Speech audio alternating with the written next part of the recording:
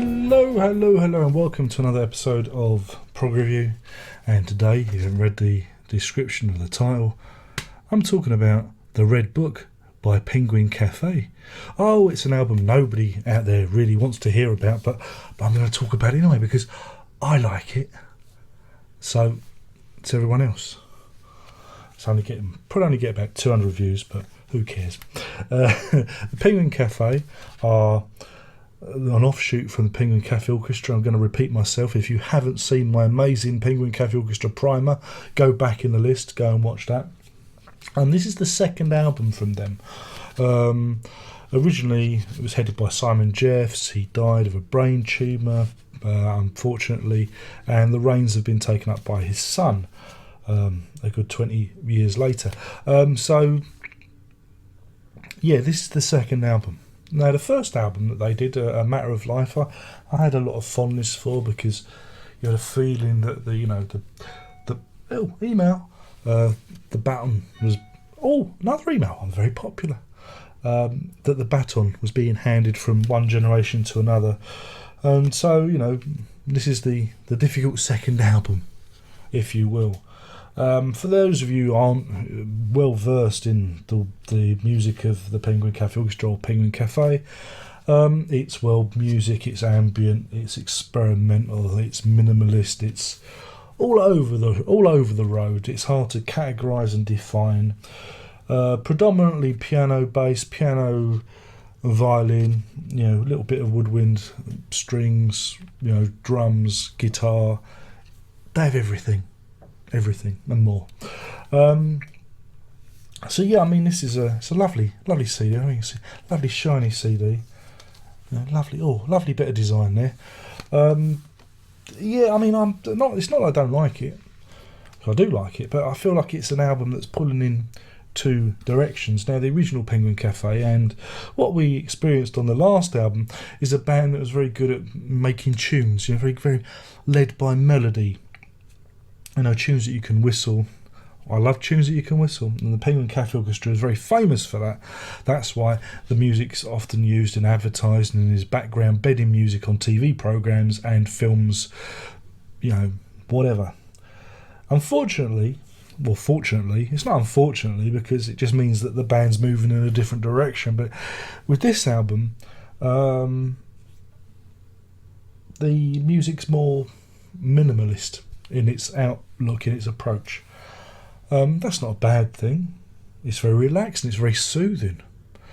So the opening track, Aurora and Solaris, are very, very similar, and the same themes are kind of repeated with 1420, Moonbow, and Silent Sun, the last track on the album. There are no big tracks that you can whistle to, that you can really get behind. So he's kind of thrown. Jeffs Jr. has thrown the melody out with the baby in the bathwater. That's not to say it's a bad album. It's a very nice album. It makes me feel the same way as a Penguin Cafe Orchestra album should. It's a sunny, uplifting, emotions. It's all very positive. Again, this is why I like the Penguin Cafe Orchestra and Penguin Cafe, is it's very positive music. It's very uplifting. It makes you feel good. On a winter's day, it's rays of sun on your face. It's that kind of feel. Very poetic there, Darren. Don't mind if I do. It's very uplifting and spiritually. I find it spiritually nourishing. And this has that same feeling to it, though again, because there's a lot of minimalism and a lot of repetition, I do find my concentration drifting upstream. Quite enjoyed Blue Jay. That was quite a nice track.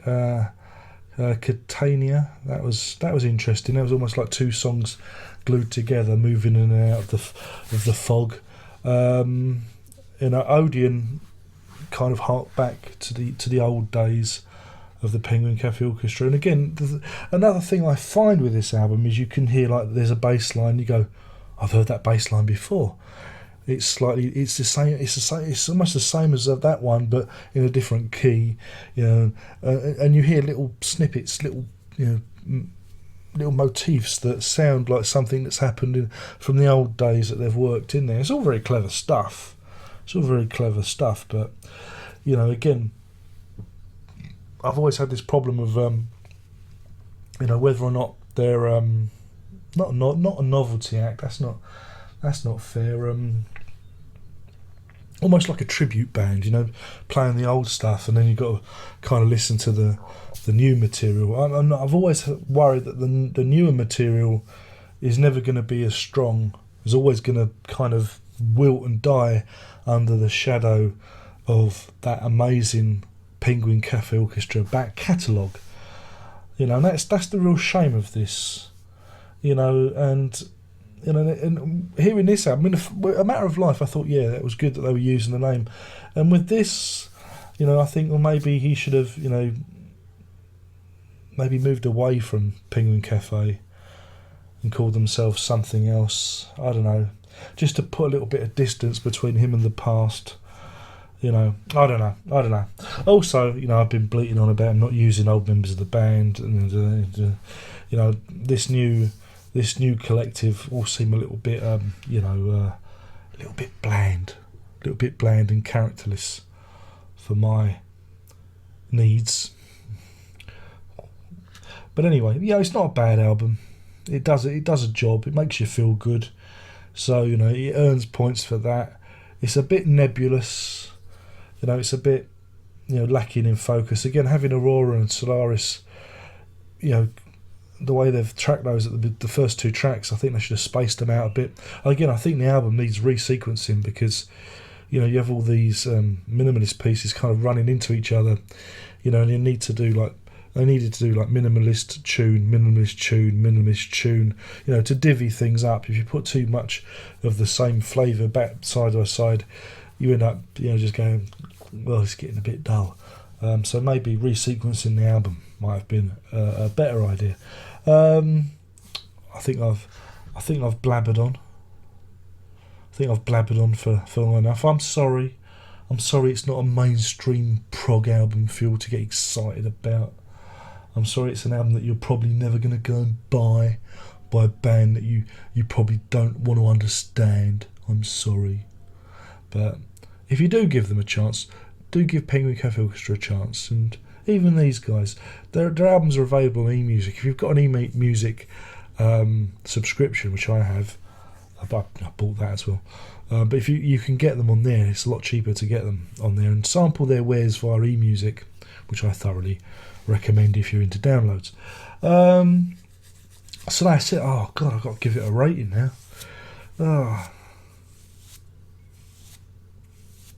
I'm going to give this 3 Blue Jays out of 5. That's 3 Blue Jays out of 5.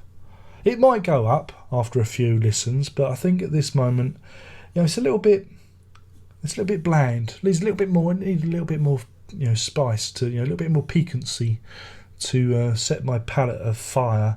This is all a little bit samey in places. Not a bad thing, but I don't know. I think it needed a little bit more definition. So yeah, I think that's a fair review, and I didn't find it as fun as the A Matter of Life album. Yeah, that's it. My name's been Darren Locke. I've been burbling on about The Red Book by Penguin Cafe.